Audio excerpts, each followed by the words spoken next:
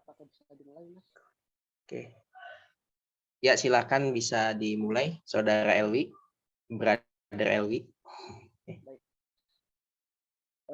Assalamualaikum warahmatullahi wabarakatuh. Selamat malam rekan-rekan peserta pelatihan persiapan festival bahasa Inggris dengan topik langkah jitu lolos festival yang kami hormati. Bapak Ibu dosen Sekolah Pasca Sarjana Universitas Kedua Tunggadewi beserta hadirin yang saya banggakan. Mari kita buka acara ini dengan berdoa menurut agama dan kepercayaan masing-masing. Berdoa dimulai.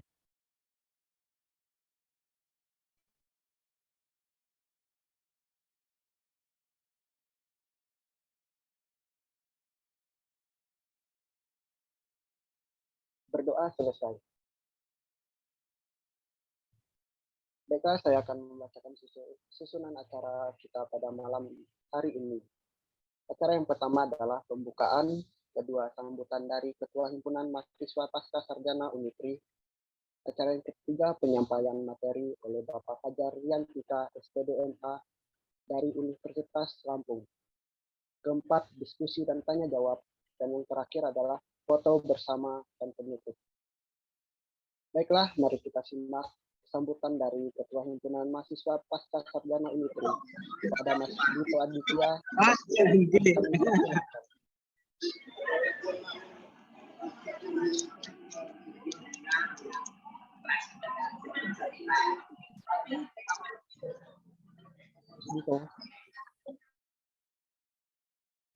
Ya, mohon maaf Mas Elwi. Ya, terima kasih. Ya, Assalamualaikum warahmatullahi wabarakatuh. Selamat malam Bapak Ibu, rekan-rekan hadirin yang menyempatkan hadir di acara malam hari ini. Saya ucapkan selamat datang kepada Bapak Fajar Riantika, SPDMA dari Universitas Lampung. Beliau merupakan dosen di Pendidikan Bahasa Inggris, Fakultas Keguruan dan Ilmu Pendidikan. Insya Allah kita akan mengambil banyak pelajaran dari apa yang beliau sampaikan. Ya, harapan kami semoga Pak Fajar bisa menyampaikan dengan rileks dan happy, dan ya anggap aja ini rumah kami Pak, rumah kami di Unitri, rumah yang sederhana, yang simple, kemudian yang bersahaja insya Allah. Jadi tempat bagi mahasiswa-mahasiswa juga di Unitri dan seluruh Indonesia untuk berjuang bersama untuk ilmu pengetahuan. Jadi saya ucapkan selamat datang kepada Pak Fajar dan juga Bapak Ibu hadirin yang berbahagia.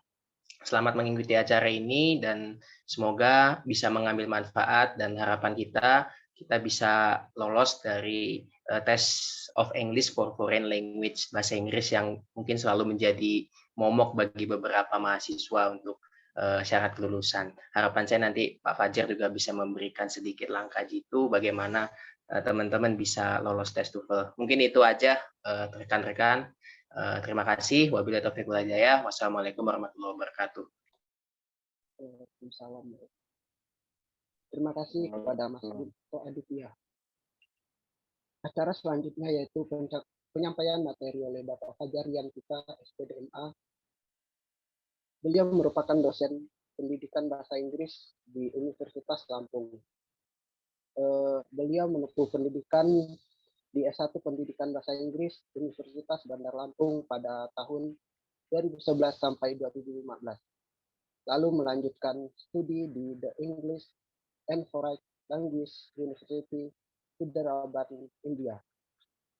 Beliau juga aktif dalam pelatihan dan pembinaan TOEFL bagi mahasiswa.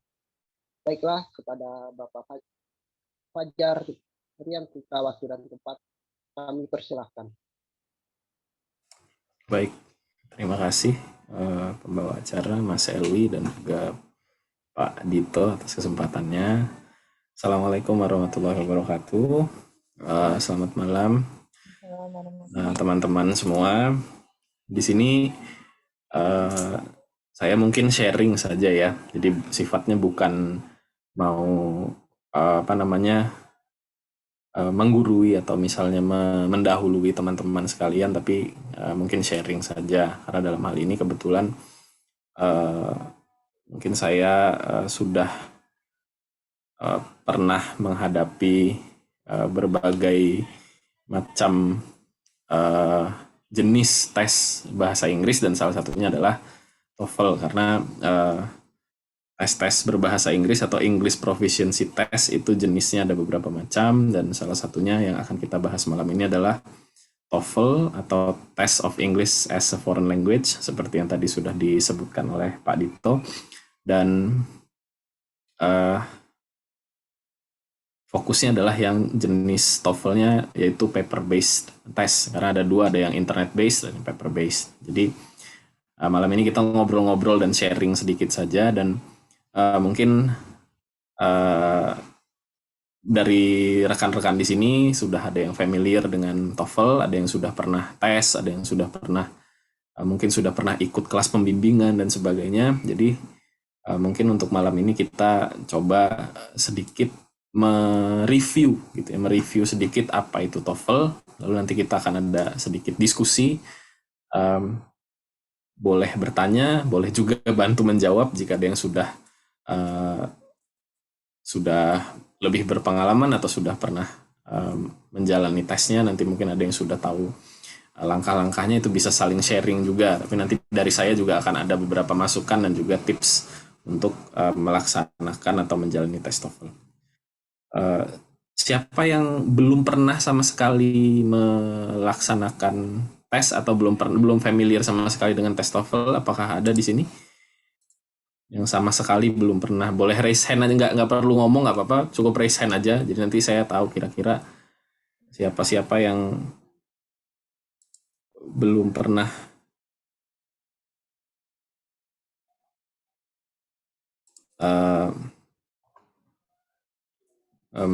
melakukan tes TOEFL sebelumnya. Anyone? Is there any one of you who's not familiar to TOEFL? Ada nggak yang sama sekali belum pernah? Kalau sudah pernah, harusnya sudah tahu paling tidak ada berapa jenis skill yang diujikan seperti itu ya. Lalu kurang lebihnya seperti apa gitu, waktunya berapa lama. Mungkin ada yang ingat kalau ada yang sudah pernah, tapi kalau yang belum pernah mungkin nanti perlu saya jelaskan secara detail gitu, gambaran umumnya seperti apa. Oke. Baik, mungkin saya akan coba share screen, nanti akan kita bahas satu persatu.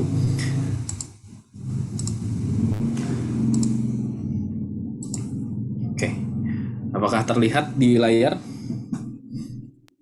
Ya. Lihat ya. Oke, baik. Lihat.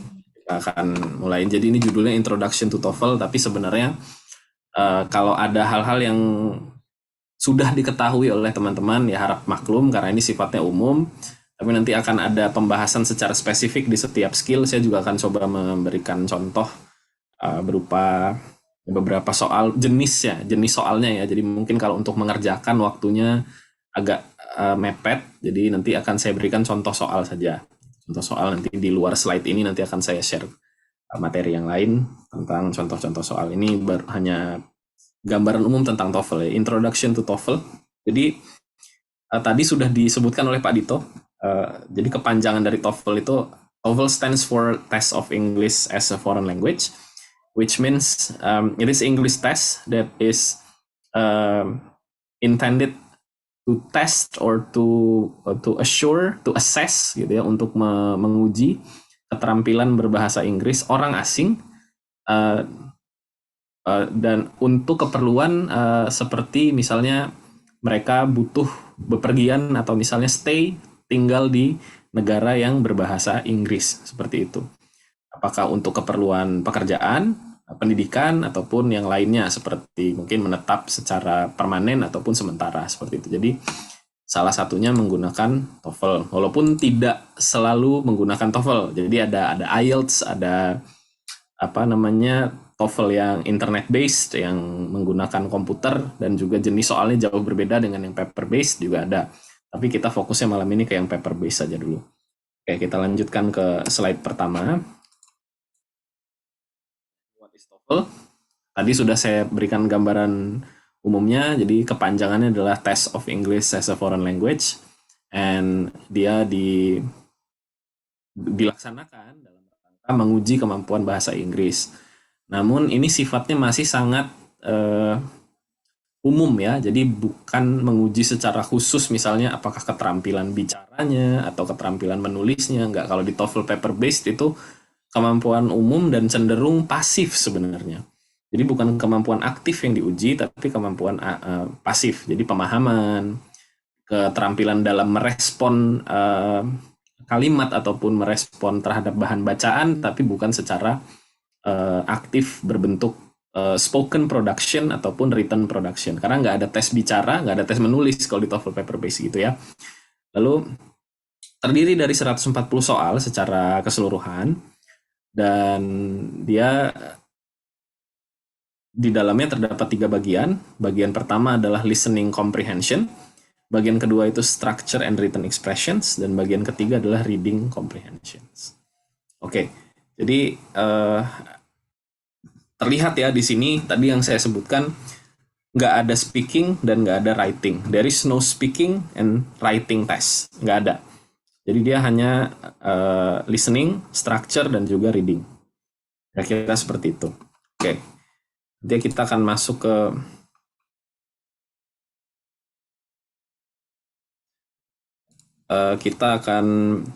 ke slide selanjutnya. Nah, bagaimana cara scoringnya? Mungkin ada yang bertanya-tanya bagaimana cara TOEFL dinilai gitu ya. Jadi mungkin di sini ada yang udah pernah simulasi terus dapat nilai 500 atau ada yang dapat 400 sekian gitu ya. Ada yang hampir mencapai 550 mungkin ada yang sudah pernah gitu, atau sejauh ini baru di kisaran 400-an gitu, hampir 500 dan sebagainya, saya nggak tahu. Tapi intinya TOEFL itu penilaiannya seperti yang tampil di layar ini. Lebih detailnya nanti bisa dicari lagi, tapi kurang lebih seperti ini. Jadi TOEFL yang paper based itu rentang nilainya adalah 270 sampai 677 seingat saya, atau 670 sekitar itu.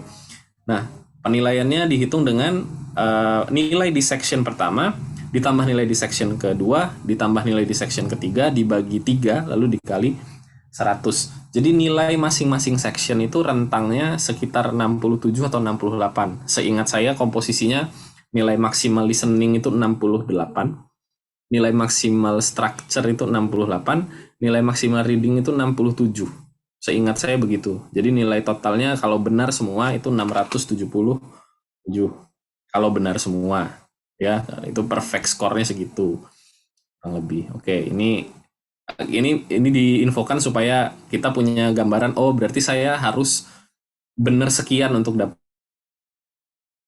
di masing-masing section. Kita masuk ke listening yang pertama. Listening itu durasi tesnya.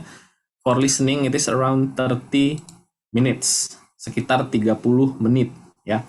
Sekitar 30 menit, isinya 50 pertanyaan. It consists of 50 questions and divided into 3 parts. Ada 3 bagian lagi di dalam listening ini. Yang pertama adalah part 1, short conversation. Oh, saya lupa nyantumin berapa banyak soalnya di tiap part ya. But di part 1 itu ada short conversation. Isinya adalah 30 soal. 30 soal untuk short conversation.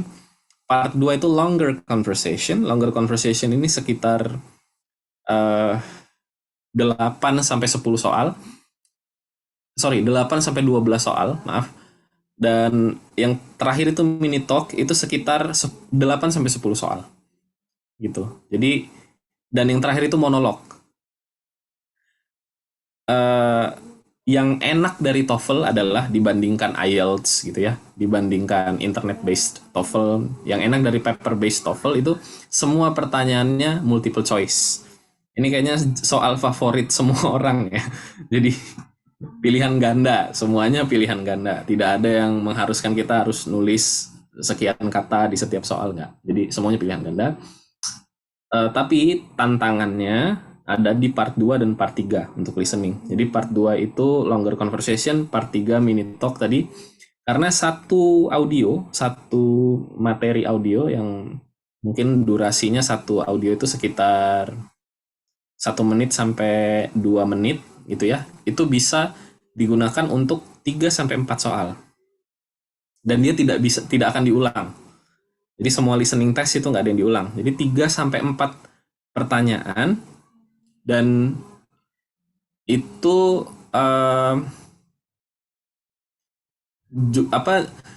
durasi audionya lumayan panjang. Jadi kalau misalnya kita sampai miss atau kita tidak fokus, pasti kehilangan hint atau petunjuk untuk jawaban yang mana. Nah, itu yang menjadi tantangannya.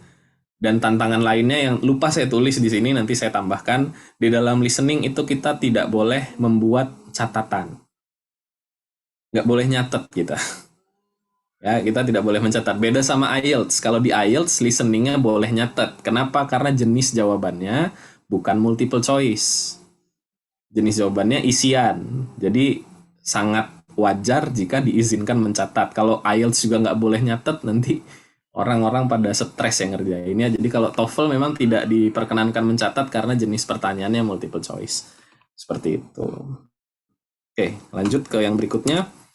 Ada structure and written expressions. Nah, ini sebenarnya structure and written expressions ini materi yang jenis-jenis soalnya itu diambil dari pelajaran bahasa Inggris yang sudah pernah kita alami sejak masih SD mungkin sampai dengan SMA. Karena isinya adalah tentang kepekaan kita terhadap struktur kalimat atau dalam kata lain grammar. Waktu SD, SMP, SMA kan tuh bahasa Inggris isinya cuma belajar tenses, belajar how to write sentence, belajar preposition gitu kan, belajar countable uncountable. Nah, itu semua keluar di structure and written expressions. Jadi ada 40 soal, lebih sedikit, tapi waktunya juga sedikit. Waktunya cuma 25 menit. Jadi isinya ada 40 soal, dibagi menjadi 2 bagian. Sama, ini semuanya multiple choice, dibagi menjadi 2 bagian. Bagian pertama, part 1 itu completing sentences. Melengkapi kalimat. Jadi pasti di kalimat ini ada bolongnya. Nah, ada gap ya. You have to choose the answer to fill the gap.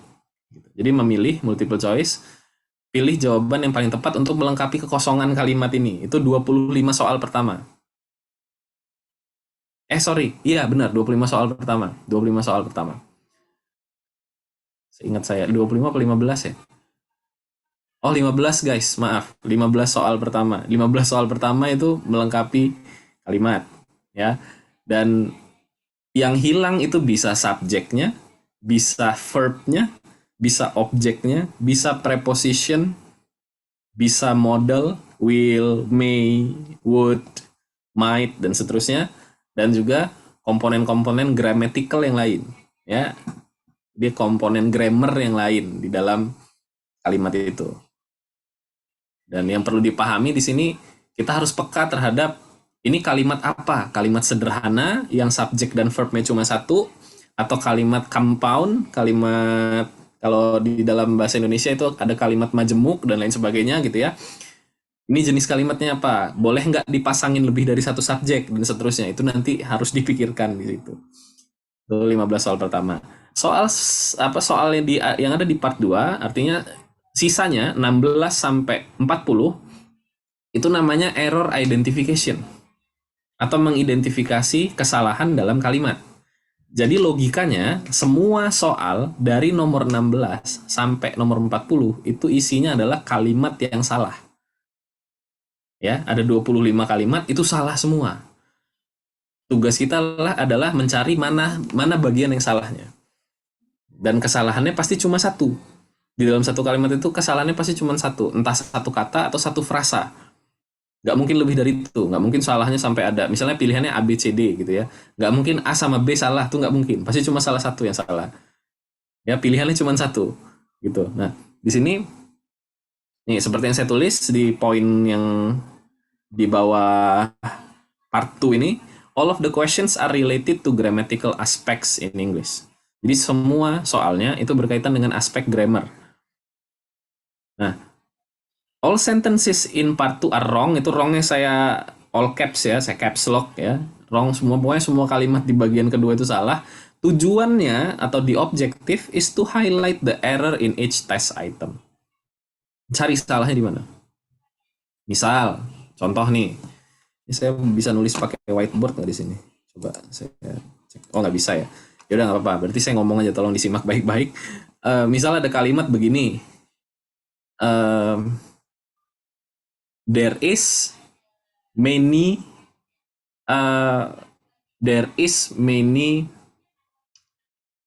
people in the shopping mall during the weekend. Salahnya di mana? There are mungkin, Pak. Iya betul, Pak Dito mah udah pinter.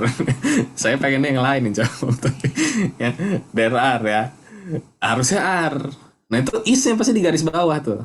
Jadi yang kita pilih adalah is gitu. Jadi kurang lebih seperti nanti saya kasih lihat jenis contoh yang jenis soal yang sebenarnya dari buku ya. Nanti akan saya share slide yang lain materi yang lain yang di luar dari slide ini. Oke, kita masuk ke slide selanjutnya dulu untuk sekarang. Reading comprehension. Nah, ini yang durasinya paling lama, 55 menit. 55 menit itu dia terdiri dari 50 soal dan 4 sampai 5 teks bacaan atau dalam bahasa Inggris disebut passage. Itu artinya segala hal yang terdiri dari beberapa paragraf, bentuknya bisa esai, bisa artikel ilmiah, bisa penggalan artikel, bisa penggalan cerita, itu namanya passage. Ya, teks bacaan, makanya teks bacaan. Kalau diterjemahkan berarti dia teks bacaan, artinya seperti itu. Consists of 50 questions and around 4 to 5 passages. Berarti satu passage atau satu teks bacaan itu mengakomodir 10 sampai 12 soal, kurang lebih. Ya, kalau dia 4 teks, ya berarti 12 sampai 13 soal satu teksnya gitu. Sementara kalau dia 5 teks, berarti masing-masingnya 10 soal. Atau ada juga yang dia tetap 5 teks nih, tapi ada yang cuma 9 soal, ada yang 10, ada yang 11 gitu. Bisa juga seperti itu.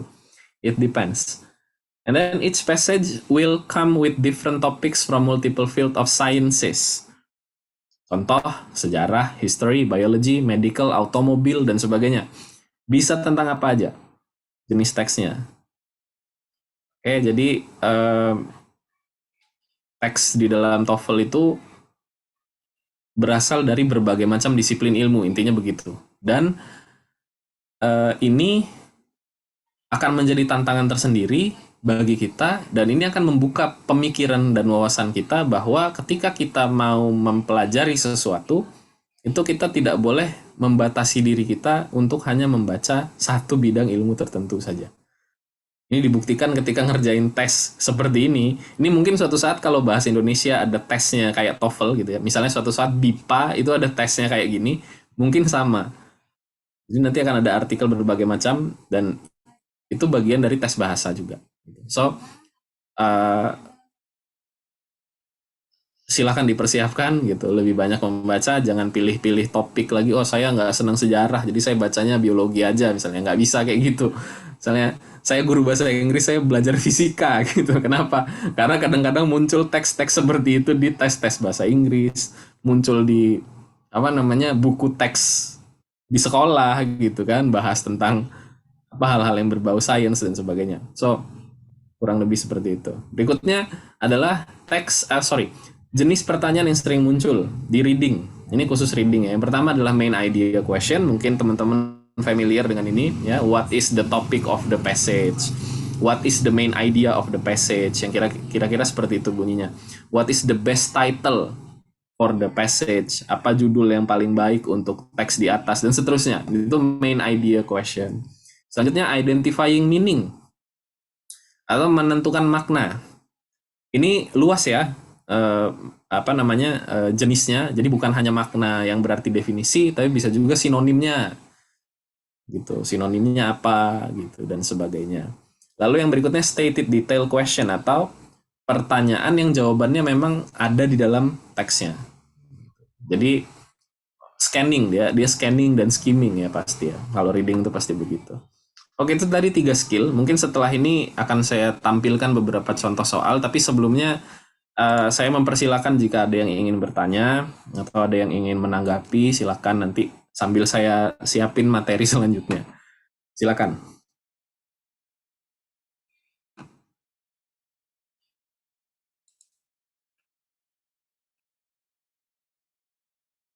Aurelia, ya. Ini mau langsung aja dipersilakan ya, Mas moderator. Atau gimana? Iya Pak, mungkin langsung Oh ya. aja. Ya. Baik, selamat malam. Ini Pak, saya mau bertanya. TOEFL tuh saya pernah baca di bukan referensi ya. Saya pernah nonton di YouTube, baca-baca tuh, itu bentuk soalnya sama semua, kan ada soal apa ya, ITB sama soal apa tuh, ada 2 ya TOEFL-nya tuh. Ada, ya oke. Lanjut dulu Bu, silakan. Nah, itu saya tuh mau tanya. Kebanyakan tuh bentuk-bentuk soalnya tuh sama. Nah, di sini apa semua TOEFL yang diselenggarakan tuh bentuknya tuh sama atau soal-soalnya tuh sama, apa berbeda apa gimana? Itu mungkin yang mau saya tanya. Ya. Baik. Akan segera dijawab ya, sebentar.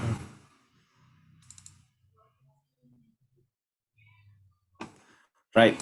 Langsung saya jawab aja dulu ya. Ini tadi saya habis buka e-booknya. Oke, mungkin kalau pertanyaannya apakah semua jenis soal TOEFL itu sama? Jenisnya tadi seperti yang saya sebutkan di awal, ada paper based, ada internet based. Tadi ada IBT ya namanya ya. IBT itu dia agak sedikit berbeda dengan TOEFL paper based, dan lucunya dia malah lebih mirip dengan IELTS. Karena dia ada 4 aspek yang dijadikan bahan tes. Yang pertama listening, lalu reading, habis itu ada writing dan speaking. Bedanya sama IELTS apa? Bedanya adalah kalau di IELTS tesnya menggunakan hard copy document. Jadi soalnya itu bentuknya kayak buku, booklet, terus itu dikasih lembar jawaban kertas, diminta mengisi menggunakan alat tulis seperti biasa, pensil dan lain sebagainya, ada pengawas ujiannya, terus nanti waktu speaking itu sifatnya bentuknya seperti wawancara langsung, wawancara tatap muka ya. Nah, sementara kalau IBT atau yang tadi TOEFL tapi yang berbasis komputer tadi, itu dia tesnya menggunakan komputer, jenis soalnya mirip dengan soal IELTS, dan juga dia ada komponen speaking dan writing-nya. Speakingnya tapi bentuknya beda sama IELTS. Jadi speakingnya dia tidak menghadapi native speaker secara langsung, melainkan menggunakan teknologi komputer juga. Jadi nanti kayak ada orang yang terkoneksi dengan kita ya kayak gini lah. Tapi wajahnya kadang-kadang seingat saya nggak pakai video call. Dia hanya rekaman suara gitu. Nah itu kalau TOEFL yang basisnya bukan paper base. Ya, tapi kalau TOEFL yang basisnya paper base pun sekarang itu ada yang menggunakan komputer. Jadi namanya itu ya TOEFL test saja gitu. Ada yang computer test, ada yang paper test, ada yang paper test gitu. Nah, yang computer test ini jenis soalnya biasanya ada yang bergambar. Jadi nggak semuanya jawabannya berbentuk pilihan yang teks gitu. Nggak ada gambar ya. Gambar itu nanti bisa diklik dan sebagainya. Dalam beberapa kesempatan juga kita punya soal-soal yang kalau di komputer ya, kalau yang di komputer based itu ada yang bahkan sekarang kalau nggak salah ada soal yang bentuknya isian singkat, itu ada. Tapi kalau yang paper based yang tadi saya bahas itu semuanya jenis soalnya multiple choice. Dan apakah soalnya jenisnya sama? Jenisnya berbeda berdasarkan media. Makanya kalau yang jenisnya paper ya dia multiple choice semua dan semuanya bentuknya adalah tulisan, tidak ada media lain. Sementara kalau yang berbasis komputer, tapi tadi sudah saya sebutkan, kadang-kadang ada jawaban yang bentuknya memilih gambar mana yang paling tepat dan sebagainya gitu. Nah itu yang computer based.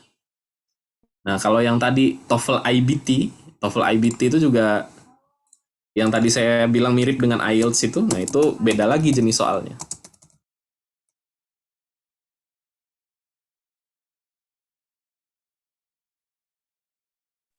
Nah, seperti itu. Nah, kalau soalnya, tadi kan ditanya jenis ya, jenis soalnya beda-beda berdasarkan media. Tapi kalau soalnya apakah sama?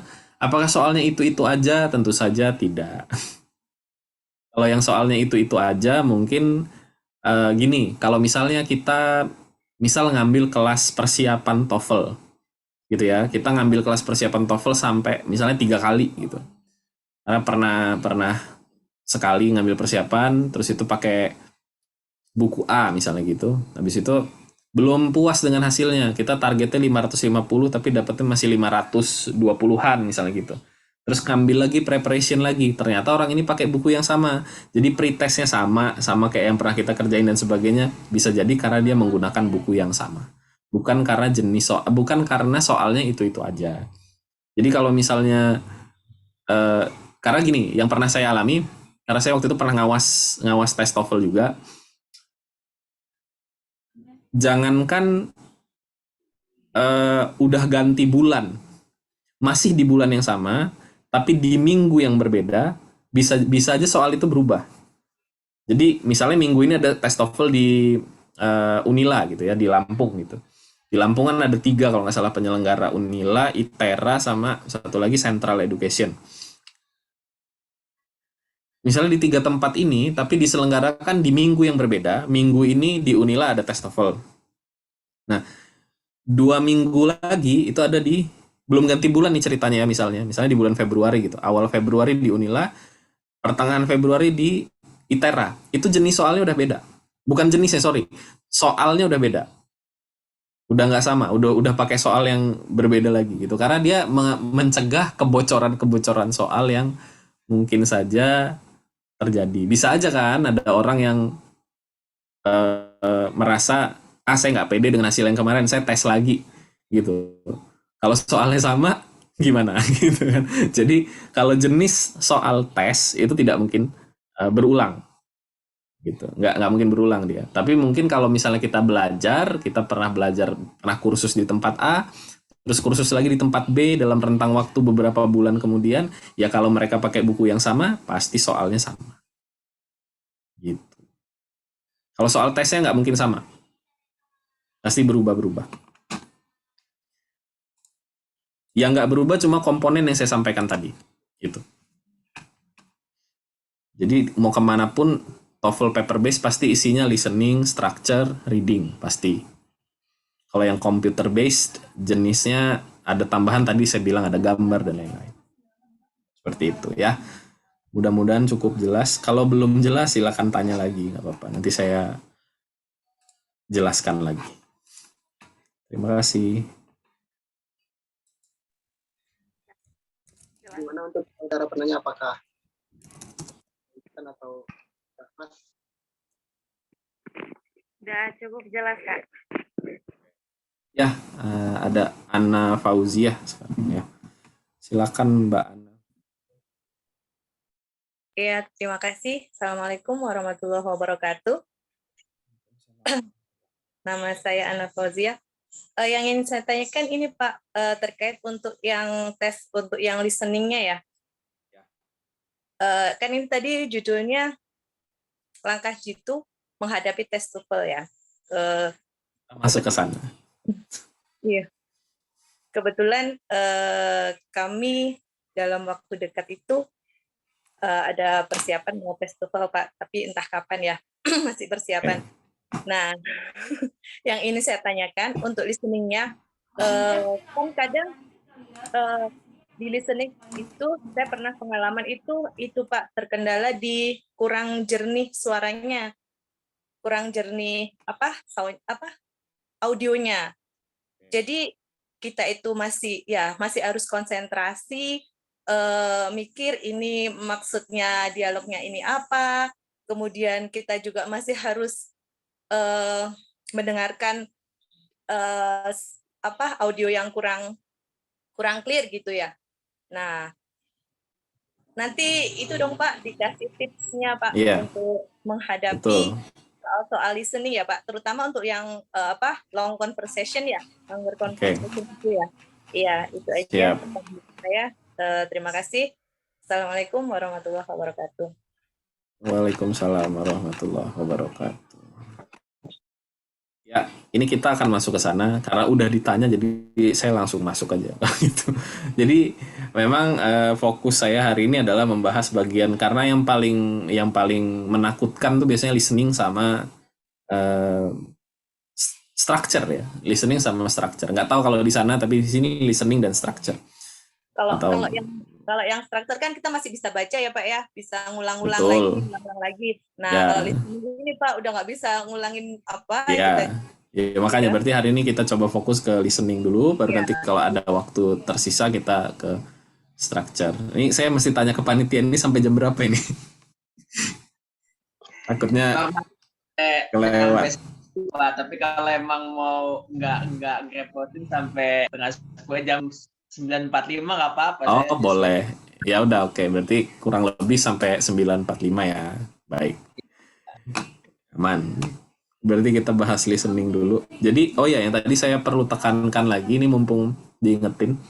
Kalau misalnya kita mengambil kelas pembimbingan TOEFL, ini idealnya teman-teman itu belajarnya harusnya tidak kurang dari 2 kali 10.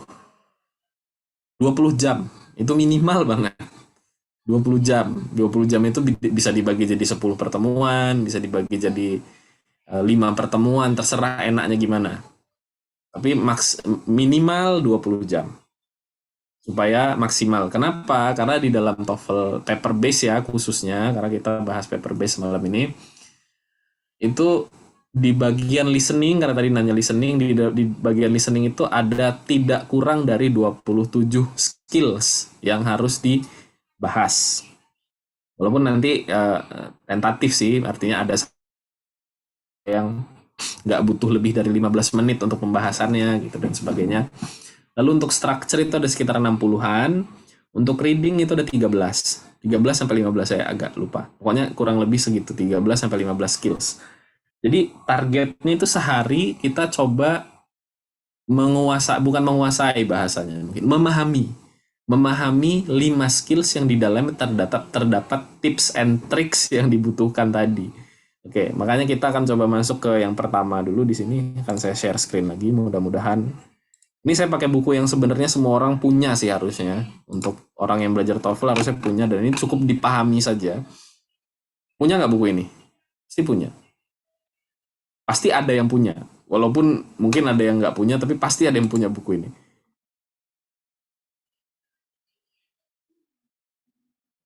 Oke.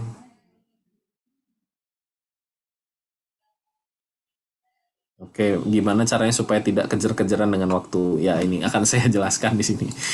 Oke, kalau listening mungkin kita nggak kejar-kejaran sama waktu, tapi kejar-kejaran sama audionya ya, Bapak Ibu. Karena waktunya udah segitu doang gitu. Ya, oke. Jadi karena ini listening, kita ke listening dulu. Nanti yang lain akan saya bahas juga. Yang pertama, ada beberapa strategi. Ini kita masuk, walaupun tadi request mbaknya fokus ke longer conversation, ya, tapi akan saya jelaskan dari yang short conversation dulu. Pertama, ketika kita mendengar short conversation, yang ada satu yang perlu kita pahami, dan ini nggak ditulis di buku ini. Jadi, walaupun tulisannya focus on the last line, gitu ya, betul. Ini secara simple ini komponen utamanya. Tapi yang perlu saya jelaskan ke teman-teman adalah kedua lines atau dua-duanya itu penting. Ini kan ada, ini contoh ya, ini yang saya highlight. Kelihatan nggak kalau saya highlight begini? Kelihatan ya? Kelihatan Pak. Oke, kelihatan ya. Ya, oke. Jadi di sini kan ada man sama woman. Ya, man ini di baris pertama, woman di baris kedua. Nah, ini kan perintahnya adalah focus on the last line. Berarti kan fokus ke si woman aja. Betul, nggak salah. Tapi yang perlu dipahami, jangan pernah mengabaikan first line. Karena first line itu topik. First line itu topik, second line atau last line itu jawaban. So, first line is the topic, second line is the answer. sederhanakan dengan mengatakan focus on the last line. Supaya apa? Supaya kita merasa, oh kalaupun kita kelewatan line pertama, selama kita fokus dan bisa mendengarkan dan menangkap apa yang ada di line kedua, kita akan dapat jawabannya. Benar. Jadi gini, ketika kita fokus di second line, itu maksudnya adalah fokus kita harus double. Jadi dengerin line pertama, ketika masuk line kedua harus lebih fokus daripada ketika mendengarkan line pertama. Maksudnya gitu. Ya. Jadi karena yang pertama ini topik, Billy really made a big mistake this time. Topiknya nih ngomongin Billy bikin salah, gitu kan? Itu topik. Billy membuat kesalahan. Billy made mistake. Oke. Jawabannya ada di yang kedua. Karena nanti yang ditanya pasti kayak gini bentuk pertanyaannya. What does the woman say about Billy? Tadi si ibu itu, woman itu, ngomongin apa tentang Billy? Nah, berarti ngomongin kesalahannya Billy. Kesalahannya Billy apa? Nah ini. He forgot to turn in his research paper. Jadi, strategi pertama adalah focus on the last line more than you focus on the first line. Jadi kalau first line itu fokus kita 100%, berarti second line fokus kita 200%, karena jawabannya di situ. Itu ya. Itu yang pertama.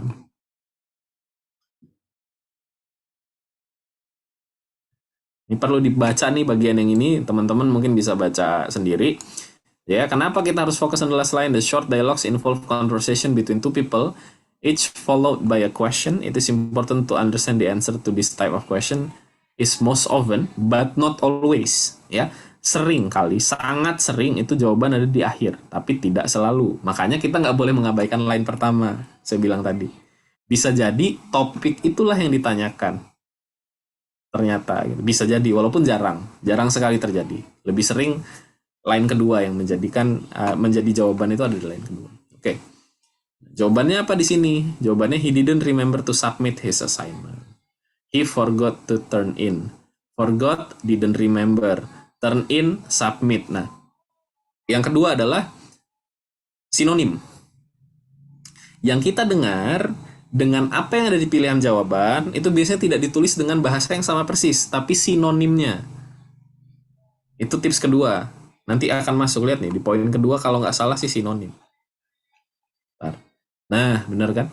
Choose answers with synonyms. Pilih jawaban yang isinya adalah sinonim dari apa yang kita dengar. Jangan pilih yang bunyinya sama. Sering kali salah. Saya nggak bilang selalu ya, tapi sering kali salah. Contoh. Kita masuk ke yang ini aja nih. Contoh nomor 2. Why is Barbara feeling so happy? She just started working in a real estate agency. She just started working. Okay? She just started working in a real estate agency. Coba kita lihat jawabannya yang B. She began a new job. Started, began, working, new job. Ya, working, job, dan seterusnya.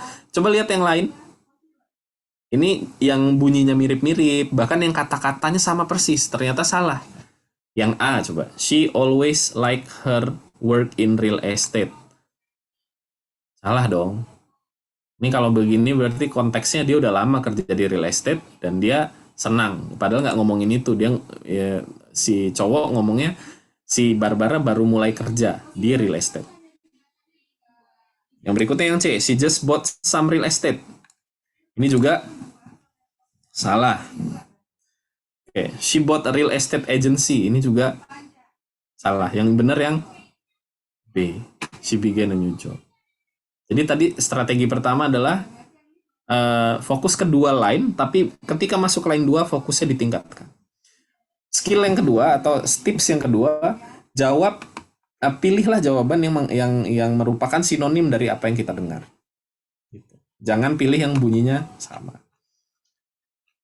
Habis masuk tips ketiga, saya mau jawab pertanyaan yang dari tadi Mas siapa? Maaf, Mas Daniel ya. Nanti setelah ini ya. Bentar. Avoid, nah ini baru saya bahas. Avoid similar sounds. Hindari yang bunyinya mirip-mirip. Look at this example. Why couldn't Mark come with us? He was searching for a new apartment.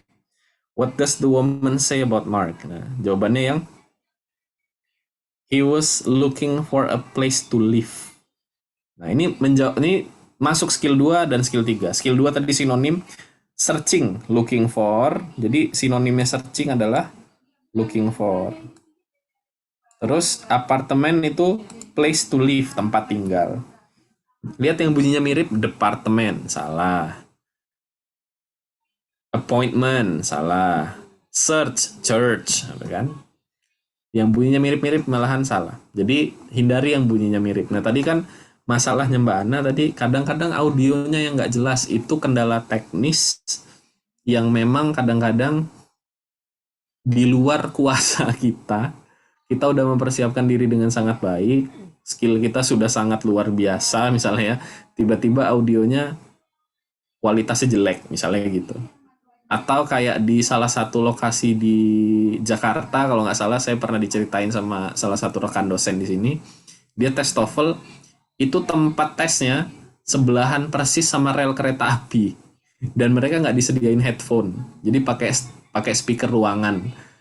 Jadinya ketika ada kereta lewat, listeningnya masih jalan, ya udah, wassalamualaikum. Itu kadang-kadang memang nggak bisa dihindari.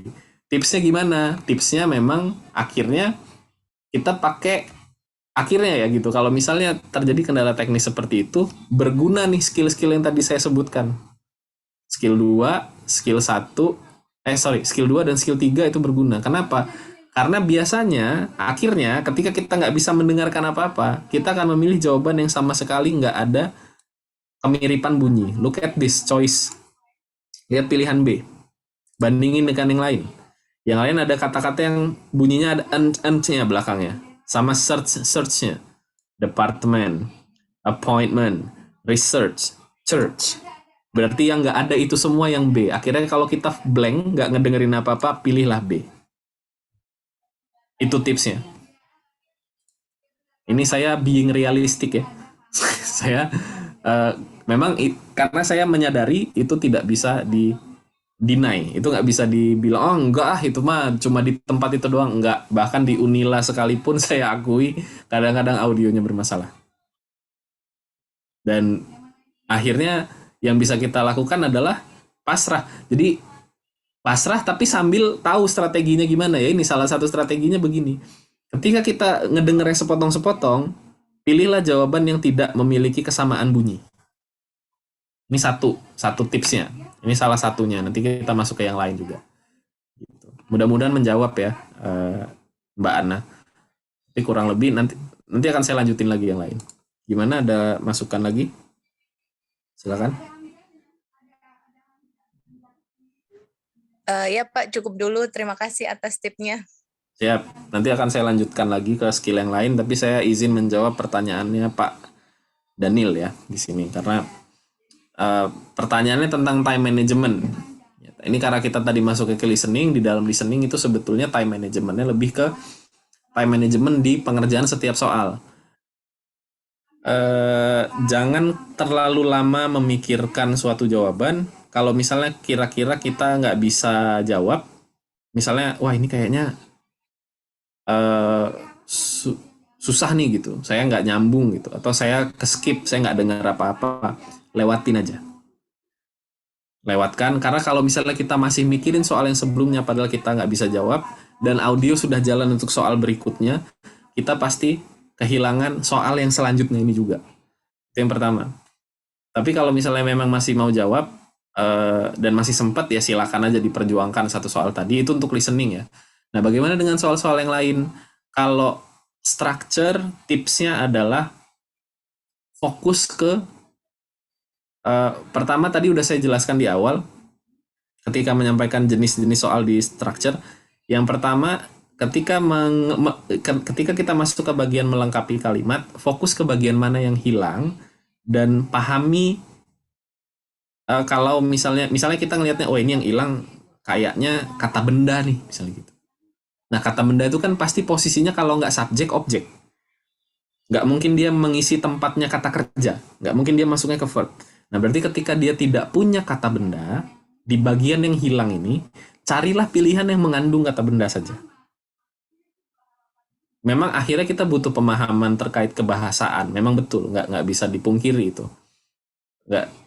akhirnya mau nggak mau kita harus mengulang lagi materi tentang bahasa, baik itu bahasa Inggris ataupun kalau misalnya pernah, kan bahasa Indonesia dan bahasa Inggris itu sebenarnya konteks susunan subjek dan lain-lainnya mirip, cuma beda di bagian pertanyaan, beda di bagian beberapa hal kayak ada question tag dan lain sebagainya. Kita harus mengulas materi itu lagi, mau nggak mau. Terus kenali apa yang hilang dari kalimat itu yang pertama kalau di structure. Jadi kita nggak perlu repot-repot mikir atau berspekulasi ini yang mana ya, ini apa dan sebagainya. Nah, makanya nanti ketika masuk skill structure akan saya jelaskan sedikit. Itu untuk structure, jadi pahami kesalahannya di mana. Gitu. Kalau misalnya dia masuknya ke error identification atau mengidentifikasi kesalahan, pastikan kalimat itu memiliki kata kerja dan kata benda yang berperan sebagai subjek maupun objek yang sesuai. Contohnya yang kayak tadi saya jelasin, ya, yang tadi saya contohkan, yang saya kasih contoh tadi, there is many people in the shopping mall during the weekend gitu kan. Itu kan udah langsung kelihatan tuh. Ini many tapi kok is. Ini salah nih pasti. Harusnya are nih kayaknya. Atau kalaupun bukan are, kita kan nggak perlu tahu benernya apa ya. Kita cukup kita cukup mengetahui salahnya di mana. Nggak perlu kita benerin kan gitu. Itu kalau untuk structure. Untuk reading, ini kayaknya udah pada tahu sih, kalau reading tipsnya adalah jangan membuang-buang waktu membaca teks secara keseluruhan. Yang pertama. Dan khusus untuk TOEFL yang paper based ini, selalu baca soal duluan baru masuk ke teks. Jangan dibalik. Jangan baca teks dulu baru baca soal. Teksnya sekitar 4-5, paling dikit 3-5 paragraf. Begitu teman-teman baca teks duluan, habis 2 menit. Yang bacanya cepat, yang bacanya lambat 5 menit habis. 5 menit harusnya bisa buat ngerjain 5 soal. Jadi jangan baca teks duluan, semenarik apapun teksnya. Baca soal dulu. Kalau udah baca soal, dia maunya kita nyari main idea. Udah masuk tuh. Gimana caranya nyari main idea? Baca kalimat pertama setiap paragraf. Kalau kira-kira masih kurang dapet di kalimat pertama, baca kalimat pertama dan kalimat terakhir tiap paragraf. Pasti dapat main idea. Karena TOEFL polanya cuman kayak gitu. Beda sama IELTS. Kalau IELTS lebih rumit teksnya. Kalau TOEFL paper based lebih mudah. Gitu ya. Jadi untuk listening, jangan berlarut-larut memikirkan soal yang nggak bisa kita jawab. Kalau udah ketinggalan, move on. Itu cara time managementnya. Kalau nggak, dia kayak domino, Pak. Kalau Bapak nggak cepet-cepet nge-cut, jatuh semua. Gitu. Misalnya kita stres mikirin nomor 10 nggak kejawab. Ngelamun atau mikirin yang tadi yang udah lewat, nomor 11 hilang, nomor 12 hilang, nomor 13, akhirnya nomor 14 baru kita bisa fokus lagi misalnya. Udah 3 nomor yang hilang. Jadi lupakan, kalau kira-kira udah nggak kejawab, udah tinggalin. Masuk lagi ke soal selanjutnya. Kalau structure tadi, di bagian structure adalah bagian yang memaksa kita mau nggak mau kita harus mengulang atau sedikit lagi mempelajari kembali apa yang sudah pernah kita pelajari di kelas-kelas bahasa Inggris kita dulu. Belajar structure, belajar tenses, belajar jenis-jenis kata benda dalam konteks countable, uncountable, belajar kata sifat, yang gitu-gitu. Memang mau nggak mau kita harus masuk lagi ke sana. Itu untuk structure. Reading, jangan dibaca semua teksnya.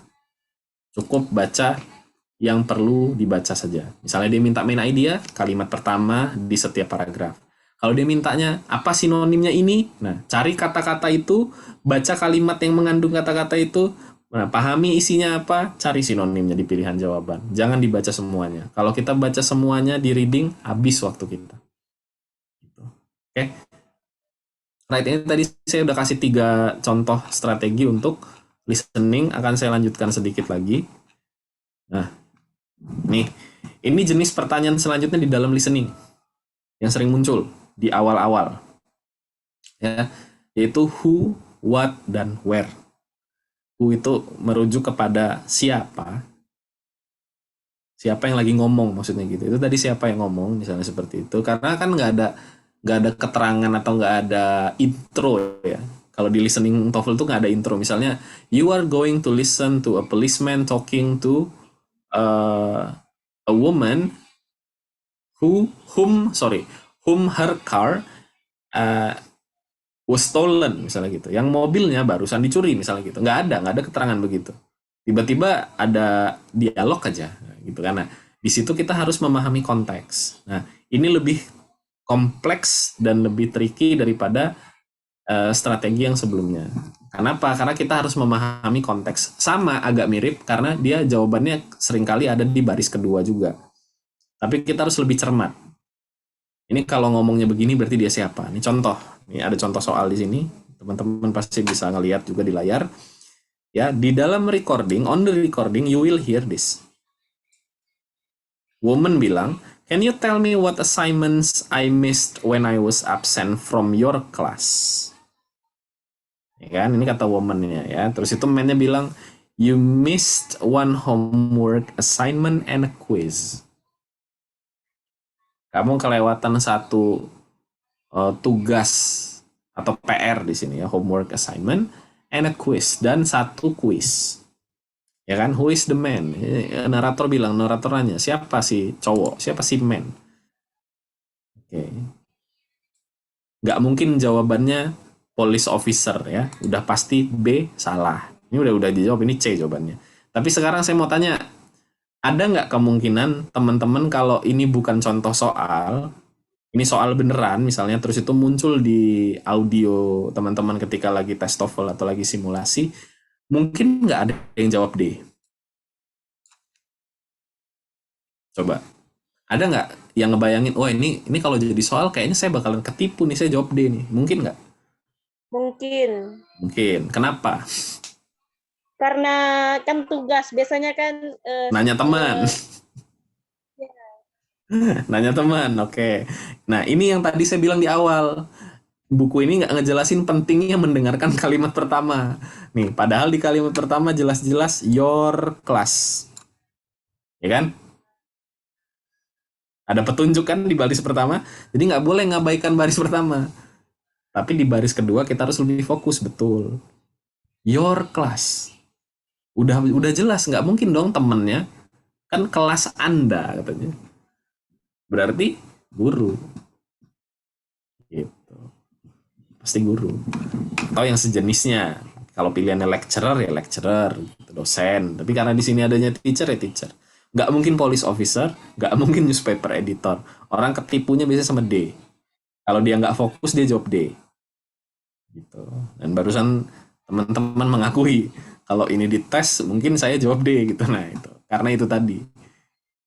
Jangan skip baris pertama. Ya, jadi baris kedua mengandung jawaban, tapi baris pertama biasanya mengandung petunjuk. Yang mana itu penting juga. Gitu. Alright. Kita lanjutkan. Selanjutnya yang what. Nah, kalau who itu tentang siapa, yang lagi ngomong itu tadi siapa, dia itu siapa, apa kerjaannya, dan lain sebagainya. Kalau what itu lebih ke apa yang akan dilakukan setelah ini.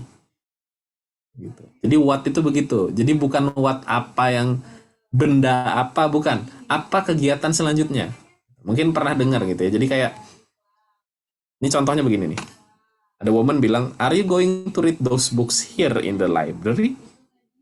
Kamu mau baca buku-buku itu di sini, di perpustakaan, kata si woman. Terus man-nya bilang, "I think I'd rather check them out now and take them home."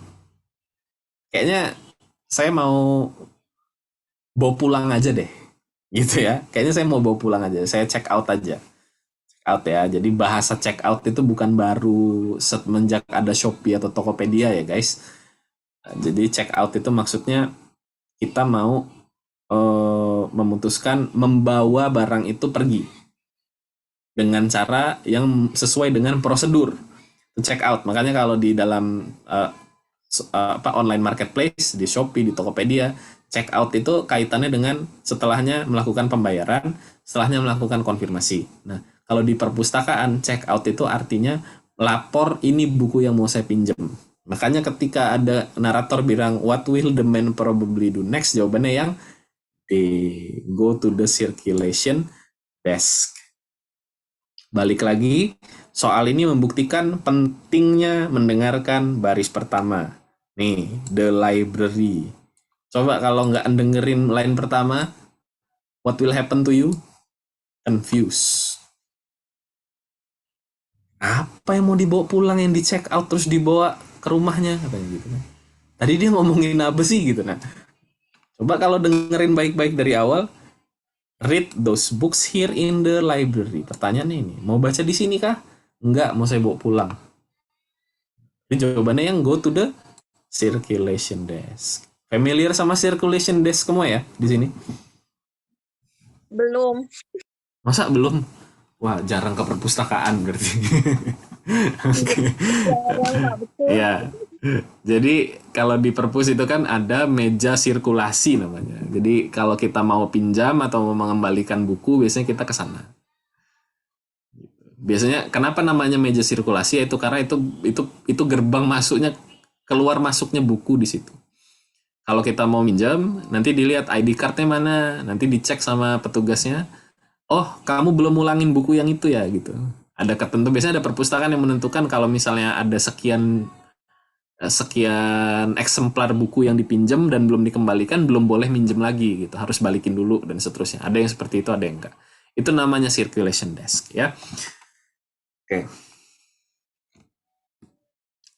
Intinya kedua baris itu sama pentingnya, dan dalam listening kita harus dengerin dua-duanya. Lanjut yang where. Ini kayaknya where ini. Where bukan? Ya, where. Where does this conversation probably take place? Nah, kalau where itu pertanyaannya biasanya seputar di manakah kira-kira dialog mereka ini berlangsung. Ini di mana kira-kira? Ya. Nah, ini kita harus paham konteks juga. Ini kayak gini nih. Yang ini ya, contoh yang saya highlight nih ya. Are you going into the water or are you just going to lie there on the sand? Balik lagi, ini penting sekali baris pertama karena kalau nggak kita nggak nyambung. Ini jelas-jelas mereka lagi ngadem di pinggir pantai, gitu ya. Are you going into the water or are you just going to lie there on the sand? Terus man-nya bilang, I think I need to put on some suntan lotion, krim tabir surya. Where does this conversation probably take place? That's why the answer is B, at the beach. Kalau kalian nggak dengerin baik-baik, bisa aja kalian jawab at the beauty salon atau at an outdoor restaurant. Kalau in a sandbox agak aneh sih, tapi jawabannya adalah yang B. Right. Kira-kira seperti itu. Ini kalau where. Jadi kalau who itu nanya siapa, kalau what itu menanyakan apa yang akan mereka lakukan setelah ini, gitu kan. Kalau yang where itu menanyakan di mana dialognya berlangsung. Kurang lebih seperti itu. Terus ini ada ini ya tadi yang pilihan B at the beach gitu ya. Tolong dibedakan pronunciation pantai dengan pronunciation anjing betina. Jangan salah ngomong dan jangan sensitif ketika mendengar. Kalau pantai itu i-nya panjang bunyinya. Gitu ya. Kalau yang satunya pendek dan agak tegas. Jadi itu perlu dibedakan. Biar telinganya nggak salah dengar lagi gitu ya. Dan biar mulutnya juga nggak salah ucap. Oke, kita masuk ke halaman dari buku ini, ada bagian conclusion-nya. Conclusion about who, what, and where. Ya, kalau who itu siapa yang ngomong, what itu apa yang akan mereka atau dia lakukan setelah dialog ini, dan yang berikutnya where itu tentang di mana dialognya berlangsung. Kurang lebih seperti itu. Mau coba ngerjain soal nggak? Ini ada, tapi nggak usah pakai audio dulu. Ini latihan pelan-pelan, nggak usah pakai audio. Coba yang ini. Ini dibaca dan dijawab aja. Jadi ini listening tapi nggak usah pakai audio dulu. Kenali jenis soal dulu aja. Coba jawab nomor 1 sama nomor 2. Siapa aja. Nanti kalau yang ini berhasil kita coba pakai audio. Tapi ini dulu deh. Silakan. Yang mau jawab silakan langsung raise hand. Ini Aurelia apakah mau menjawab atau mau bertanya atau kenapa raise hand? Menjawab, Pak. Mau jawab ya. Nomor berapa? Nomor 1 tuh mungkin Nomor jawabannya 1. B. Jawabannya apa? B. B B, apa? Pak. Apa C? B. Bank teller. Oh, bank teller. Oke, bank teller. Kenapa milih bank teller? Itu di baris pertamanya tuh kan Oke. itu deposit. Dia meminta untuk deposit Cek. cek di akunnya ya. Ya. Ya. Terus dia menjawab, Would you like any cashback? Ya. ya. Mau diambil nggak cashnya sekalian gitu kan maksudnya ya. Ya, Ya. ini bank teller ya. Ada dulu murid saya terlalu kreatif milihnya C. Nggak paham konteks. Tapi memang dia anak SMA sih waktu itu. Nggak tahu gitu. Jadi memang kadang-kadang background knowledge itu penting ya. Gitu. Background knowledge itu penting. Oke. Nomor 2 ada yang mau jawab?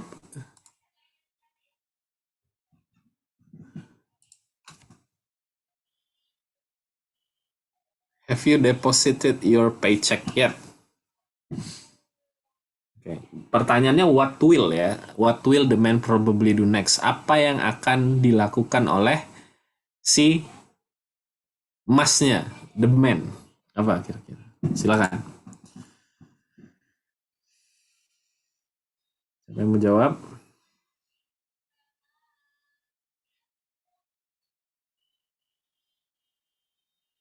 Adakah?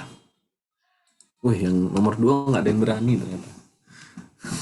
Mungkin go to a bank ya mungkin. A bank. Go to a bank, ya, exactly.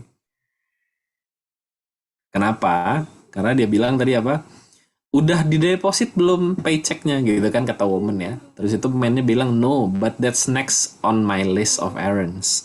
Belum sih, tapi itu udah saya rencanakan untuk setelah ini saya kerjakan. Maksudnya gitu kurang lebih. Berarti kalau dia mau deposit, hal pertama yang dia lakukan adalah pergi ke bank. Betul. Oke, terima kasih. Siapa tadi yang jawab? Aurelia. Aurelia lagi. Oke. Ya, baik. Abis ini Aurelia nggak boleh jawab dulu ya. Kasih kesempatan buat yang lain. Nomor 3 coba. Ini ada satu lagi nanggung disisain. Silakan where. Did you get the bread, eggs, and milk? Now we need to stand in line at the checkout counter. Di mana kira-kira guys? D. In a market. Okay. Yes. In a market ya. Kenapa nggak bakery?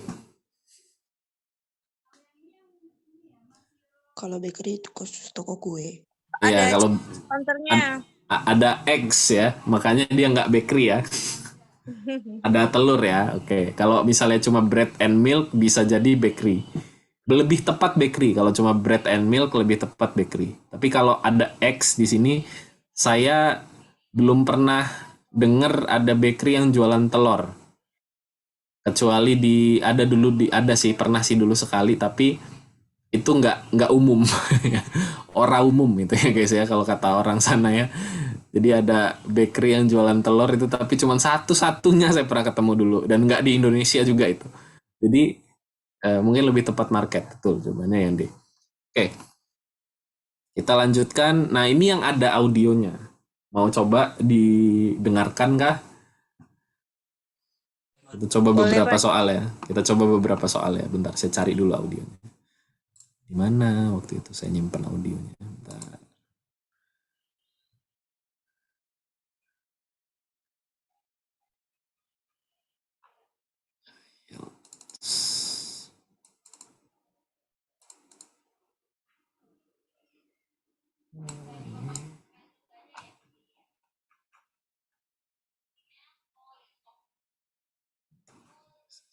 Bentar ya. Saya cek dulu. Ini skill berapa sih?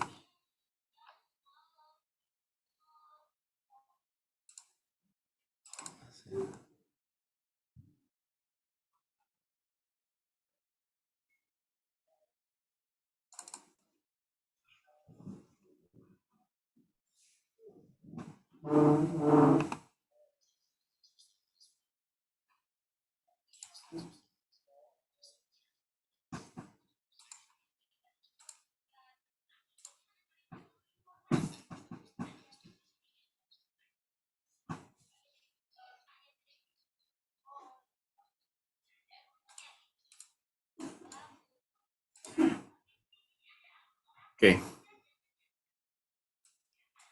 ready ya? Saya stop screen sharing dulu. Settingannya saya ubah sebentar. Oke, ready? Ini kita nanti setelah 5 soal akan saya pause dulu. Ya, kita bahas 5 soal dulu nanti. Habis itu, TOEFL exercise 4. kedengeran nggak? Kedengeran, Pak. Oke. Kedengaran, Pak.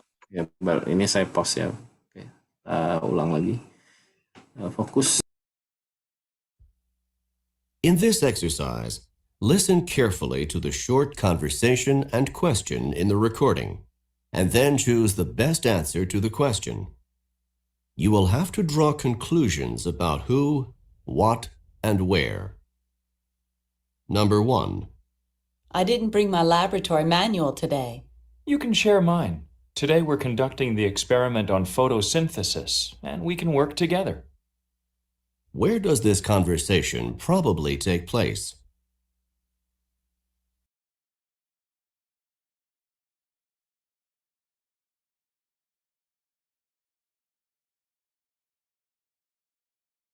Number 2. This is Flight 707 requesting permission to land. Flight 707, you are cleared for landing. Who is the man?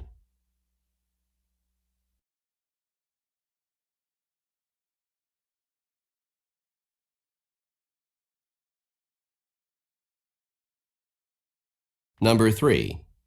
You want to do the dishes now or later? I'd rather put them off as long as possible. What will the man probably do?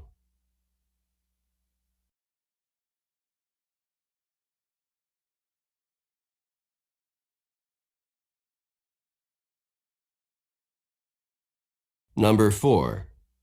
How much of a tip should I leave? Oh, $1's plenty. The service wasn't very good. Where does this conversation probably take place?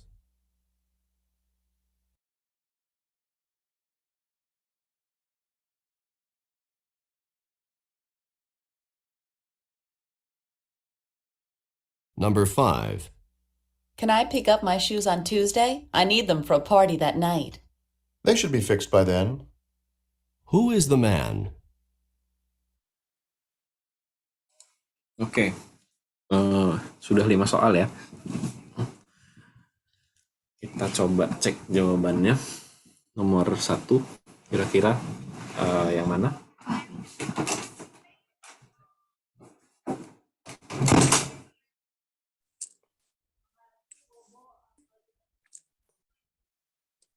B, Pak. B. B. Kenapa B? Apa petunjuknya tadi? Kayak terdengar fotosintesis gitu. Oke. Ya, it is biology lab ya. Nomor 2. E. Yes, he is a pilot. Nah, ini nomor 2 ini juga menunjukkan bahwa walaupun mayoritas jawaban itu ada di baris kedua, tapi tidak semuanya. Ini yang khusus untuk soal yang ini akhirnya muncul baris pertama, jawabannya di baris pertama juga. He is a pilot. Karena yang kedua tadi itu yang di bandaranya ya? Yang members of the ground crew, tapi perempuan ya. Di yang C kalau jawabannya members of the ground crew, tapi masalahnya female bukan men gitu kan. Men itu yang A tadi. Gitu. Ya. Si yang pembicara pertama. Oke, nomor 3. E. Ya kah? Bukan. Oh, bukan. Salah. B. C. B, maybe? It's D. Oh, wait until later to clean up. Jadi tadi kan dia bilang I'd rather to put it pokoknya intinya tadi dia bilang Saya kalau bisa saya tunda selama-lamanya. Oh. Selama mungkin maksudnya. Saya tunda selama mungkin kalau bisa. Tadi Jadi dia saya bilang nangkapnya malah dicuci sesegera mungkin. As soon enggak, as bukan. possible. Oh, bukan Enggak ya? as soon as possible dia bilang. Oh. Dia bilang as long as possible, tapi Oh, maksudnya as long. bukan yang C. Kalau yang C berarti mau dilama-lamain nyuci piringnya. Maksud dia adalah mau saya tunda selama mungkin. Jadi jawabannya yang D. Salah. Ya, nomor 4 di mana tadi? B. B, in a restaurant. Yes. Yang nomor 5? B. Yes, a shoe repair person. Ya, kurang lebih seperti itu kalau yang short conversation ya. Nah, kalau longer conversation, ini saya coba nanti bahas sedikit juga tentang itu. Tapi gambaran umumnya adalah karena dia itu bukan percakapan 2 baris seperti yang 30 soal pertama ya. Jadi dia ini kurang lebih sekitar 6 sampai 8 baris. Jadi durasi audionya juga hampir 30 detik biasanya. Hampir 30 detik. Kalau ini kan cepet nih, nggak sampai, kadang-kadang nggak nyampe 6 detik udah selesai gitu kan. Ini dia lumayan lama, lumayan sekitar, kalau 15 detik tuh kayaknya lebih, kadang-kadang 20, ada yang sampai 30 detik ada. Nah, caranya adalah, karena kita nggak boleh nyatet, kalau saya ya, tapi orang mungkin ada yang berbeda-beda. Kalau saya biasanya, saya akan mendengarkan sambil membaca pilihan jawaban. Dengan begitu saya nggak akan kehilangan arah terkait konteks yang sedang dibicarakan di dalam percakapan. Jadi when you are doing the listening, ketika kita mendengarkan, ketika kita menyimak, bahasanya listening itu harusnya menyimak ya. Ketika kita menyimak, itu kita sambil baca pilihan jawabannya apa. Nah, memang nyatet nggak boleh, tapi kalau cuma nandain, ini kayaknya jawabannya ini deh, dikasih titik di lembar jawaban kita, ini kayaknya A, jadi kita titik di A. Itu boleh. Yang nggak boleh itu kan nyatet. Nggak terbelah, Pak. Ya, makanya tadi saya bilang beberapa orang berbeda-beda, karena gini, saya nemu murid yang justru working well ketika melakukan yang tadi saya jelaskan. Sambil baca, sambil dengerin. Ada juga yang dia justru lebih fokus kalau dengerin dulu, habis itu baca. Atau sebaliknya, dia nyolong kesempatan membaca duluan, jadi dia udah tahu pilihan jawabannya apa aja, habis itu dia dengerin. Ketika dia ngedengerin tadi, dia ingat apa aja tadi yang di pilihan jawaban, habis itu waktu dia baca lagi, dia bisa milih yang mana. Jadi ini tergantung Bapak, Ibu, atau teman-teman cocoknya di strategi yang seperti apa. Coba bereksperimen dengan diri sendiri, dengerin sambil baca. Kalau kira-kira malahan jadi buyar, berarti kita pakai jenis yang selanjutnya, yaitu baca dulu, dengerin, terus baca lagi sambil milih jawaban yang mana. So, tinggal dicoba mana strategi yang lebih pas. Gitu. Karena kan kalau kita ngomongin strategi, pasti orang beda-beda jenisnya gitu ya. Ada yang lebih cepat dengan cara A, ada yang dengan cara B, dan seterusnya. Ini yang tadi saya bilang ya, ini udah skill 5 nih. Ini biasanya kalau satu pertemuan, targetnya minimal 5 skill. Minimal, bisa jadi lebih. Ini kita udah sampai skill ke-5 gitu ya. Bisa, dan itu tadi saya skip tuh latihannya gitu kan. Kalau yang ideal tuh biasanya paling enggak kita ngerjain 5 soal, baru kita lanjut ke skill yang selanjutnya. Gitu. Gitu kira-kira. Oke, saya buka pertanyaan lagi deh kalau ada yang mau tanya sebelum saya lanjutkan ke materi lanjutannya. Mohon maaf Pak, mungkin materi aja dulu Pak, nanti mungkin ada sesi berikutnya untuk. Baik, materi aja dulu ya, lanjut ya. Ini yang skill 5 itu listen for who and what in passive. Ini mungkin skill terakhir yang saya bahas di bagian ini, di bagian listening. Habis ini saya mau lompat ke structure dan reading sedikit aja. Listen for who and what in passive. Maksudnya gimana? Ketika kita mendengarkan audio listening dan isinya adalah kalimat aktif, kemungkinan besar jawabannya adalah kalimat pasif. Contohnya yang begini. Yang saya highlight, did Sally go to the bank this morning? Terus woman bilang, yes, she did. She got a new checking account. Kalimat terakhirnya adalah she got a new checking account. Berarti kalau dalam kalimat pasif, an account was opened for her. Nah, pilih yang paling mendekati dengan itu. Yang paling mendekati ternyata C. Ini, a new checking account was opened. Hati-hati, pokoknya yang tadi strategi nomor 3 itu masih berlaku sampai kapanpun ya. Ini avoid similar sound. Hindari yang bunyinya mirip-mirip dengan yang ada di pilihan jawaban. Kayak dia ngomongin checking account, terus itu ada several checks. Salah. Ya kan? Check up. Salah juga. What else? Sally checked on the balance in her account. Salah. Yang ada Sally-nya salah semua ternyata. Selain itu juga. Karena ketika dia menyebutkan Sally berarti dia bukan kalimat pasif, it is active. Ya. Ini tipsnya. If the dialogue contains a passive statement, the answer to the question is often an active. If the dialogue contains active, then the answer to the question is often a passive statement.